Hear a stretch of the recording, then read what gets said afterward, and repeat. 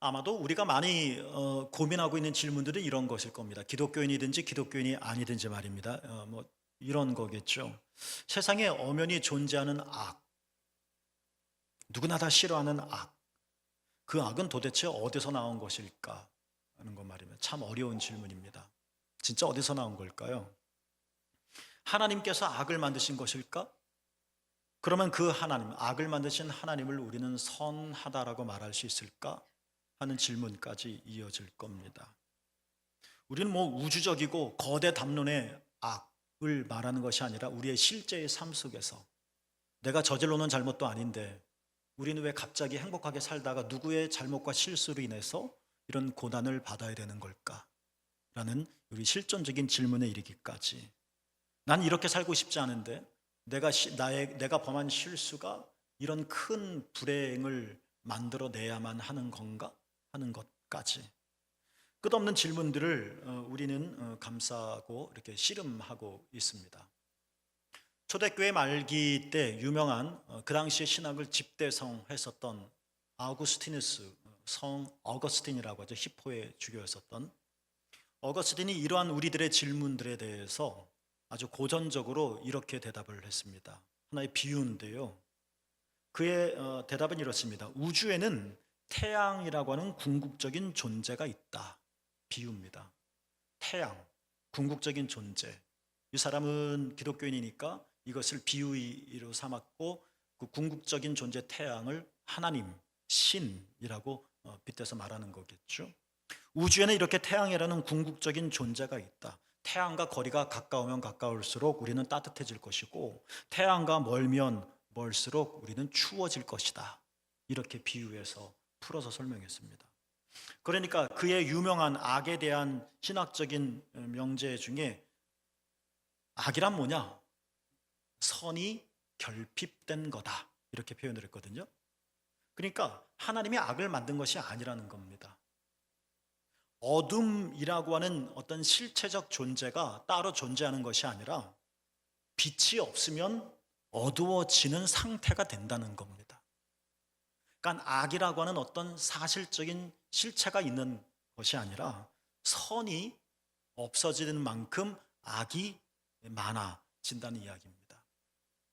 그러니까 더 풀어서 말하면 태양과 가까우면 가까울수록 따뜻해지고 멀면 멀수록 추워지듯이 우리가 하나님과 가까워지면 가까워질수록 우리는 선을 행할 수 있고 선은 충만해질 것이지만 반대로 우리가 하나님과 멀어지면 멀어질수록 우리는 악을 선택할 수밖에 없고 세상은 그만큼 악으로 가득하게 될 거다.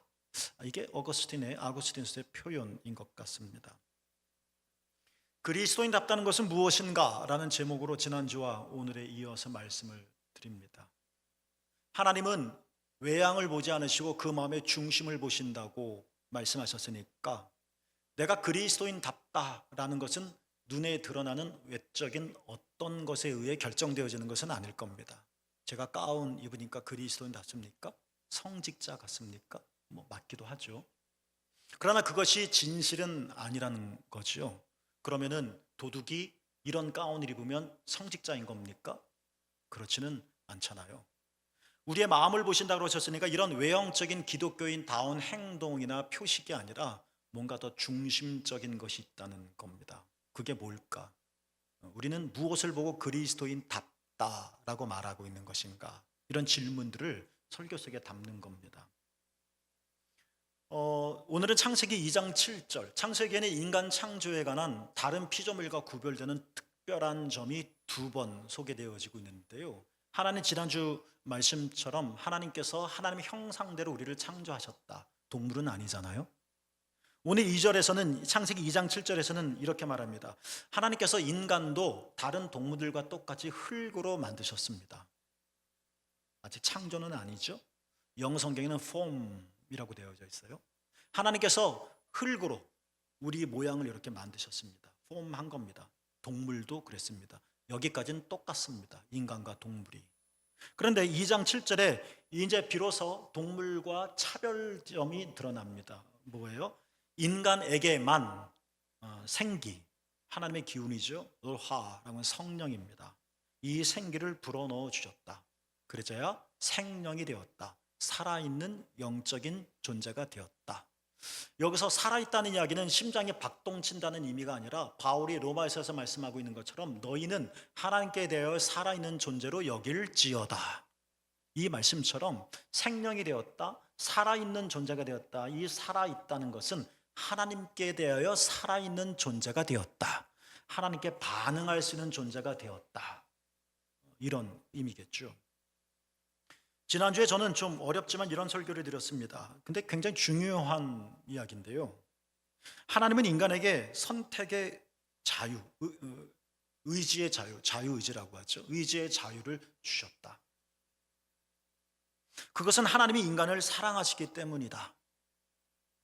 여러분, 내가 너 엄청 사랑하거든? 내가 너 진짜 좋아해. 그러니까 너는 내가 좋아하는 음식만 먹어야 돼. 굉장히 멋있어 보이지만 이건 사랑이 아닙니다. 집착일 뿐이죠. 진짜 사랑한다면 그 존재를 인정해 주는 겁니다. 나는 지금 짜장면 먹고 싶은데 내가 짬뽕을 먹고 싶다면 먹어. 나는 짜장면 먹을게. 너는 짬뽕 먹어. 이 권리를 인정해 주는 것이 진짜 사랑입니다. 사랑은 두려움이 없다고 했습니다. 그러니까 짜장면을 먹고 짬뽕을 먹고 하는 거에 대해서 나랑 다른 음식을 먹는다는 것들 때문에 두려워서 안 돼, 나랑 똑같은 거 먹어. 여러분, 이건 사랑이 아닙니다. 목사님 강제로 좀 이렇게 해주시죠. 제가 강제로 여러분에게 할 기질도 안 되지만 여러분, 이것은 사랑이 아닙니다. 물론 우리는 지금 겪는 불행과 슬픔이 너무 커서 옛날에 어떤 그 실수를 기억하며 지금 아프니까 그때 하나님 이렇게 해주시죠. 왜 가만히 두셨어요? 라고 회상은 합니다. 지금 아프니까. 그건 그러나 회상일 뿐이지. 그럼 여러분, 하나님께서 여러분 머리에 칩을 넣어주셔서 여러분의 100년 사는 소소한 일까지도 몇 월 며칠 날은 요거를 할 수밖에 없게끔 만드는, 우리가 그렇게 산다면 그게 사람일까요? 기계지. 사랑은 자유를 주는 겁니다. 하나님께서 우리에게 선택의 의지를 주었다는 것은 우리로 방종하게 하는 것이 아니라 우리를 사랑하기 때문이라는 거예요. 하나님은 강제적이지 않으시다는 겁니다. 우리를 기계처럼 대하지 않으신다는 겁니다. 근데 문제는 이런 자유의지가 늘 언제나 하나님의 원하시는 바를 선택하기만 하는 것은 아니라는 겁니다. 동산 가운데 있는 선악을 알게 나무 열매를 먹지 말아라. 먹을 수도 있고 먹지 않을 수도 있습니다. 인간이 타락한 이 아주 치명적인 슬픈 죄의 결과, 악과 고난에 의해서 왜 그때 하나님이 먹지 못하도록 막아주셔야죠 라고 통탄할 수는 있지만, 이해는 되지만 사랑하니까 선택의 자유를 주는 겁니다. 그래서 이 자유 안에서 우리가 하나님의 원하시는 것을 선택하지 않을 수도 있습니다. 그런 위험성도 있습니다. 그렇다고 해서 여러분, 이것이 하나님이 우리를 무심하게 방치하고 있는 것은 아니라는 겁니다. 이제 나 몰라. 너희들이 알아서 해. 니들이 먹든 말든 나랑 상관없어. 이제 내 손에서 벗어났어. 너희들 책임이야. 다 너희들 탓이야. 하고 하나님께서 팔짱 끼고 휙 뒤돌아서서 더 이상 무엇을 선택하느냐에 관심 완전히 끄고 절연하시는 선택의 자유, 자유의지는 그런 의미가 아닙니다. 성경이 우리에게 알려주는, 우리에게 주신 이 자유의지와 관련된 중요한 두 가지 사실이 있습니다. 첫째, 그러니까 저는 이 자유의지에 이런 말씀을 먼저 드렸죠. 우리가 지금 너무 슬프니까, 괴로우니까, 불행한 결과를 맞았으니까 하나님 이렇게 해주시죠. 왜 나에게 제멋대로 허락하도록 하셔서. 이것은 우리의 후회일 뿐이지 진짜 삶을 그렇게 만들고 싶느냐? 사랑이 아니다라는 말씀과 더불어 우리에게 자유의지를 준 것은 하나님이 아무 감정도 안 갖고 어떤 사랑의 마음도 없고 이제 너희들 문제야, 알아서 해, 방치와 무관심도 아니라는 건 말씀드렸고, 자유의지가 자유의지와 관련해서 성경이 우리에게 알려주는 첫 번째 중요한 사실은 뭐냐면, 하나님은 너희들이 먹지 마. 잘 들으세요. 하나님이 아담에게 먹을래 안 먹을래 라고 말씀하지 않으셨어요. 어떻게 말씀하셨죠?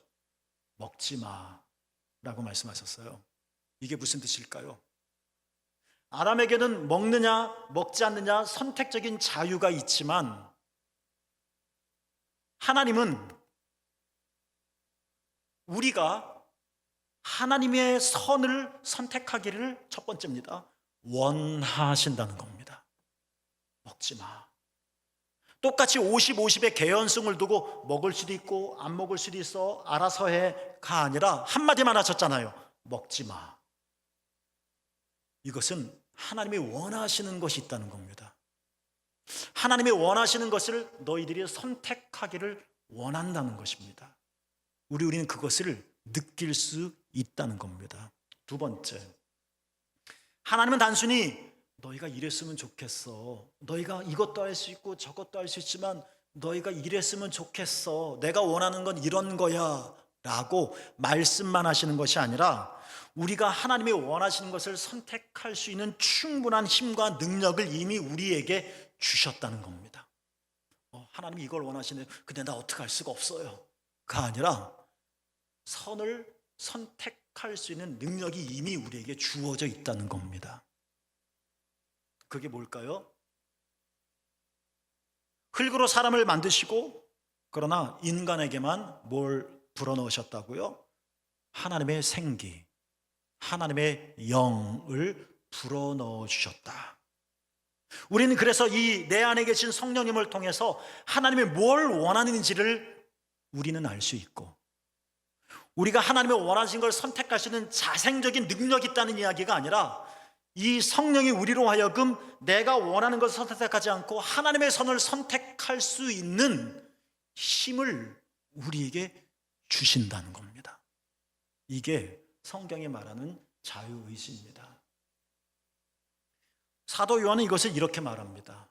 요한 1서에 보면 사도 요한이 요한일서 4장 9절에 하나님께로부터 난 자마다 죄를 짓지 않는다 하고 단호하게 말합니다. 멋져 보이는 말입니다. 그러나 우리의 실제의 삶을 보면 죄를 짓습니다. 거듭난 사람은 죄를 짓지 않는다는데 나는 죄를 짓습니다. 그럼 우리는 이렇게 생각합니다. 그럼 나는 거듭나지 못했나 보다, 죄를 지으니까. 그런 의미는 아닙니다. 사도 요한은 똑같은 책 요한일서 1장 8절에서도 이런 말을 합니다. 만일 우리가 죄가 없다고 말하면 스스로 속이는 것이다. 다 죄 있다는 겁니다. 사도행전 요한일서 1장 8절과 4장 9절이 양립할 수 없는 문장처럼 보입니다. 그러나 두 개 다 성립이 됩니다. 하나님께로 난 자마다 죄를 짓지 않는다. 맞습니다. 우리는 존재적으로 하나님에게서 태어났기 때문에, 성령으로 났기 때문에, 하늘로부터 태어났기 때문에, 거듭났기 때문에, 우린 새로운 피조물이 되었기 때문에 죄를 짓지 않습니다. 존재적으로. 그러나 거듭난 그리스도 안에라 할지라도 그 안에는 본성의 부패, 히브리서 12장 15절의 말씀처럼 쓴 뿌리가 여전히 남아 있습니다. 그래서 죄를 짓는다는 겁니다. 우리는 죄를 짓지 않는데, 그러나 아직도 쓴 뿌리가 남아서 그것 때문에 우리가 실수하고 넘어진다는 겁니다. 그럼 뭐예요? 그럼 지으라는 거예요? 말라는 거예요? 아까 소개드렸던 요한일서 4장 9절, 그러니까 하나님께로부터 난 자마다 죄를 짓지 않는다라는 이 구절에 포함된 이런 내용이 있습니다. 왜 죄를 짓지 않을까요? 이런 말씀이 있죠. 이는 하나님의 씨가 그 속에 거함이기 때문이다 라고 말합니다. 하나님의 씨입니다. 그리스도인데 죄를 짓지만 이것이 어쩔 수 없는 일이 아니라는 겁니다. 나도 저항하고 죄를 짓지 않으려고 몸부림쳤고, 근데 불가항력적이었어. 이게 아니라는 겁니다. 우리는 쓴뿌리가 있고 연약하고 아직 성장하지 못해서 죄인 줄도 모르고 죄를 짓고 있고, 연약함 때문에 죄를 짓고 있고, 원치 않은, 나는 선하게 행동했는데 나쁜 결과를 얻을 수도 있고. 그렇지만 우리 안에 뭐가 있다? 하나님의 씨가 있다. 뭡니까? 하나님의 생명이 있다. 그러니까 우리는 연약해서 쓴뿌리 때문에 아직까지도 미성숙해서, 바울은 고린도전서에서 이것을 육신적인 그리스도인이라고 말을 했거든요. 그리스도인이지만 아직 연약해서 이 쓴뿌리를 내가 어떻게 할 만한 능력이 아직은 역부족이어서 죄를 짓지만, 이것이 당연한 것은 아니다. 우리에게 하나님의 씨가 있기 때문에 이길 수 있다. 그게 너다. 그게 그리스도인이다 라고 말하는 겁니다. 이러한 요한 1서, 사도 요한의 설명을 로마서 8장 바울의 설명으로 바꿔보겠습니다. 바울은 로마서 8장 9절에서 우리가 함께 봉독했던 창세기 2장 7절 말씀과 같은 내용의 고백을 선포합니다. 로마서 8장 9절, 누구든지 그리스도의 영이 없으면 그리스도의 사람이 아니다. 뭐가 없으면? 그리스도의 영이 없으면. 뭐다? 그리스도의 사람이 아니다. 그리스도인이 아니다. 그리스도의 정체성이 어디 있느냐면 하나님의 영에 있다는 겁니다. 이게 그리스도인이라는 겁니다. 그리스도인이란 누구냐? 하나님의 영을 받은 사람이다라는 겁니다. 여러분이 예수를 그리스도로 믿고 거듭나는 그 순간, 하나님께서 예수 그리스도의 십자가 은총으로 내 모든 죄를 용서해 주시고 나를 하나님의 자녀로 삼아 주셨다는 것을 우리가 믿는 그 순간 우린 거듭납니다. 거듭나는 순간, 거듭났다, 새롭게 태어났다, 부모님의 씨가 아니라 하나님의 씨, 성령이 우리 안에 거하신다. 그래서 성령 내 주입니다. 그리스도는 누구냐? 거듭난 자인데, 하나님께로부터 난 자인데, 하나님께로 났으니까, 내가 엄마 아빠에게 났으면 엄마 아빠의 DNA를 얻겠지만 하나님에게부터 났으니까 하나님의 씨가 있다. 거듭남이란 성령으로 나는 거다, 예수님의 말씀이죠. 그러니까 우리 거듭난 자에게는 누가 계시다? 성령이 계시다. 그리스도는 누구냐? 그리스도의 영, 성령이 있는 사람, 이 사람이 그리스도이다. 그러면 성령이 우리 안에 계셔서 뭘 하시겠느냐? 다양한 일을 하시지만 요한복음 16장 13절에 의하면 성령은 우리를 어떻게 한다? 진리 가운데로 인도하신다. 그리스도인은 성령을 받은 사람인데 그 성령은 우리를 진리 가운데로 인도한다. 여러분, 이런 거죠. 우리에겐 자유의지가 있습니다. 하나님이 사랑하시니까. 우리는 로봇이 아니에요. 우린 내 없는 사람이 아니라고요. 하나님 우리를 존중해 주시니까. 하나님이 인간을 선택할까 말까, 그러나 의지를 가지고 인간 창조를 선택하셨죠.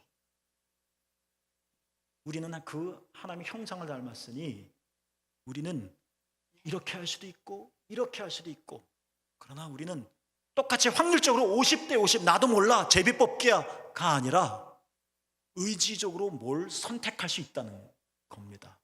그 방법이 뭐냐? 여러분 안에 계신 성령이라는 것입니다. 우린 이렇게 뭔가를 선택할 때, 또는 우리가 잘못 선택할 때 성령이 우리를 진리 가운데로 인도하시니까 성령이 우리에게 말씀하시는 겁니다. 얘야, 그건 옳지 않아. 그러면 안 될 거야. 나는 네가 그러는 걸 원치 않는단다. 나는 네가 잘할 줄 믿어. 성령이 우리를 이런 말을 통해서 진리 가운데로 인도한다. 이를테면 예를 드는 겁니다. 우리는 둘 중에 하나에 선택할 수 있어요. 오늘 교회를 올 건가 말 건가. 둘 중에 하나입니다. 우리는 교회를 안 올 수도 있고 교회를 올 수도 있습니다. 어떤 것이든지 우리는 선택할 수 있습니다. 그런데 하나님께서 이것이 우리를 무관심하게 해서 네 마음대로 해, 교회 오든 말든 나는 몰라, 알아서 해, 나는 던졌다, 이런 무관심의 방치가 아니라 우리는 두 개를 다 선택할 수 있지만 하나님이 원하시는 게 있다는 겁니다. 먹지 말아라. 이 말씀처럼 우리는 그것을 어떻게 알 수 있느냐? 우리 안에 계신 성령을 통해서 알 수 있다는 겁니다. 하나님이 먹지 마, 50-50이야, 이제 네 맘대로 해가 아니라 먹지 말아라 라고 그 말씀만 하셨었던 것처럼, 이게 내가 원하는 바야 처럼 내가 오늘 교회 나오기를 원해 라고 우리 안에 계신 거듭난 사람에게 주어진 성령, 하나님의 영을 통해서 말씀해 주시고 그 말씀을 통해서 우리로 이끌어 가신다는 겁니다. 오늘 성가대 할 건가 말 건가 똑같습니다. 오늘 내가 성경 읽을 건가 말 건가, 내가 오늘 도덕적으로 살 건가 아닐 건가, 우리는 그냥 수학적인 계산으로 개연성을 가지고 사는 것이 아니라 두 길이 언제나 우리에게 놓여져 있지만 우리가 어떤 것도 선택할, 이론적으로는 가능하지만 하나님이 원하시는 것이 있다. 우린 그걸 알 수 있다. 그리고 성령께서 우리를 그쪽으로 인도하신다. 우리가 갑자기 예수를 믿어 힘이 생겼기 때문에 악을 이기는 것이 아니라 그 성령을 따라갈 때 우리는 악을 이기게 된다. 이게 그리스도인답다는 겁니다.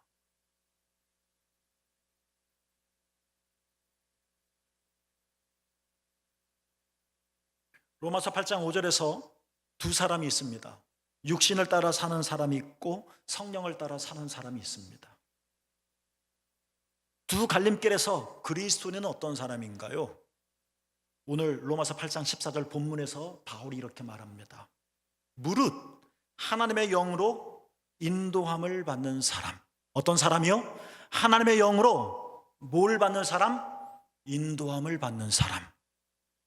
그 사람이 하나님의 아들이다.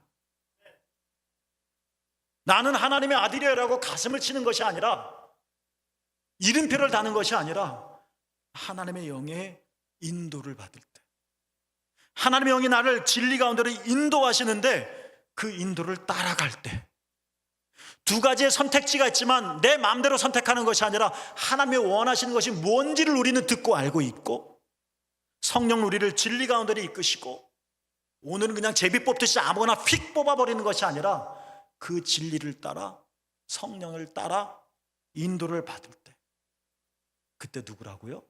하나님의 아들이다, 그리스도인이다. 비로소 우리는 이렇게 말할 수 있다는 겁니다. 여러분, 성령의 인도를 따를 때 우리 안에 하나님의 씨가 있으니까, 여러분, 우리는 하나님의 선을 선택할 수 있습니다. 어쩔 수 없지 뭐가 아니라는 겁니다. 우리는 예수 그리스도의 은혜를 값없는 은총, 값없는 은혜라고 말합니다. 맞습니다. 여러분이 잘 알고 있는 것처럼 값없는 은혜인 것은 내가 내 몸을 불사르게 내어준다 할지라도 나를 향하여 죽으신 예수 그리스도의 은혜를 갚을 수 없을 만큼 크기 때문에, 값으로 치를 수 없어서 값 없는 은혜라는 뜻입니다. 그런데 우리는 우리의 소소한 삶 속에서 내가 악을 버젓이 행하고 불신앙을 픽픽 선택하면서 어쩔 수 없지 뭐, 우리는 죄인이잖아. 맞아요, 다 맞는 말이에요. 우리 어쩔 수가 없어요. 우리 죄인 맞아요. 그런데 똑같은 말인데 어떤 뉘앙스로 어쩔 수 없어, 우리는 죄인이잖아, 하나님께서 도와주셔야 되지 라고 우리는 말을 하면서 주의 은혜로, 주의 은혜, 주님의 은혜가 있어야지 하면서 이 주의 은혜, 값없는 주의 은혜로 나의 모든 악과 불신앙을 휙 다 그냥 덮어버리고 그냥 넘어가 버리는, 나 어쩔 수 없이 내가 어떡하라고, 하나님이 안 도와주시는데, 하나님이 정말 나를 사랑하시면 이 구렁텅이에서 건져주시겠지, 이렇게 말하면서 물론 하나님이 건져 주셔야죠. 하나님이 정말 나를 사랑하신다면 발걸음을 교회로 옮기게 하시겠지. 맞아요. 주님의 은혜가 나를 견인해 주셔야죠. 그러나 너무 쉽게 이렇게 말을 하면서 나의 이 부도덕함과 나의 어린 영혼의 모습을 그냥 하나님의 은혜라고 하는 걸로 휙 덮어버려서 값비싼 은혜를 값없는 은혜로 만들고 있는 것은 아닐까, 이런 질문을 던지는 겁니다. 하나님의 은혜는 우리의 욕망을 합리화시켜 주지도 않으며 도덕적 의무를 약하게 만들지도 않습니다. 오히려 하나님의 은혜는 우리의 삶을 더욱더 책임감 있게 구성해 줍니다. 성령의 인도는 초자연적인 그런 것이 아닙니다. 갑자기 하늘이 번개처럼 열리면서 하늘의 음성이 들려서 아무개야 이래라, 여러분 그런 거 아닙니다. 그럴 수도 있죠. 더 자연스럽고 일반적인 다양한 방식이 있는데 그 중에 하나는 성령의, 하나님의 영의 인도함을 받는 사람, 어떻게 우리를 인도하시느냐. 바울이 선택한 단어 중에 하나는 뭐냐면 우리의 양심입니다. 양심만 있는 것은 아니지만 양심도 그 중에 하나라는 겁니다. 내가 기독교인이 됐어요. 내가 교회 나오는 사람이 됐어요. 내가 믿음이 연약하지만, 구원의 확신도 약하지만, 그러나 스스로 나는 기독교인이 되었다고 생각을 해요. 이러한 인식을 가지고 있는 나가, 이런 내가 소유한 양심이 때로는 울리게 만든다는 겁니다. 이게 성령의 인도라는 겁니다. 어쩔 수 없이 거대한 파도에 내가 끌려가지만 그러나 내 가슴은 우는 겁니다. 이러면 안 되는데. 거대한 사람의 물결에 내가 저항하지 못하고 막 질질 끌려가지만 이러면 큰일 나는데. 내가 말하지 않아도 그러나 이 떨림이 있다는 겁니다. 이 양심이 죽었다면 진짜 죽은 거죠.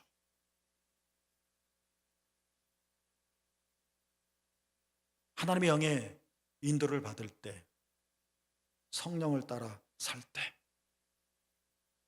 그때의 자유의지는 방종이 아닙니다. 제멋대로 하는 게 아닙니다. 겸손함이며 지극히 하나님의 선을 선택하고자 하는 성령의 이끄심입니다. 하나님 여러분을 사랑하십니다. 옥죄지 않으십니다. 필요할 땐 강제로 여러분을 어떻게 하시겠지만 특별한 방법이고요. 하나님 여러분을 인격으로 대하십니다. 인격적으로 저를 대하지 않으셨다면 제 과거의 역사를 보면 저는 허리가 부러져도 몇 번 부러졌을 겁니다. 하나님은 참으셨습니다. 저에 대해서 기다려 주셨습니다. 그래서 내가 지금 살아 있습니다. 여러분에게도 똑같이 그렇게 대하십니다. 사랑하시니까. 그러면서도 하나님은 먹지 말아라 라는 말만 던져주시면서 원하시는 것이 무엇인지 우리에게 알려주십니다. 성령을 통해서 알려주실 뿐만 아니라 성령이 우리를 그쪽으로 이끌어 가십니다. 우리가 갑자기 예수 믿고 슈퍼맨이 되고 모든 악을 팡팡팡팡 물리칠 수 있는 전능자가 되어졌다는 의미가 아니라 우리는 여전히 연약하지만 이 성령의 인도하신 우리가 깨닫고 느끼고 따라갈 때 우리는 선을 선택할 수 있습니다. 하나님의 의를 선택할 수 있습니다. 선악을 알게 한 나무의 열매가 있습니다. 그러나 우리는 자유의지를 이렇게 함부로 자신의 삶을 합리화하며 선택하지 마시고 생명나무의 열매를 선택하실 수 있기를 바랍니다. 그래서 여러분, 우리가 죄와 저주가 아니라 하나님 나라의 참된 생명을 여러분 모두가 얻게 되어지기를 원합니다. 지금도 성령이 여러분 안에서 여러분을 인도하십니다. 따라갑시다. 그 길이 살 길입니다. 우리를 유익하게 할 것입니다. 여러분에게 놀라우신 하나님의 은혜가 임하고 그 크신 복이 내려지기를 축복합니다. 기도하겠습니다.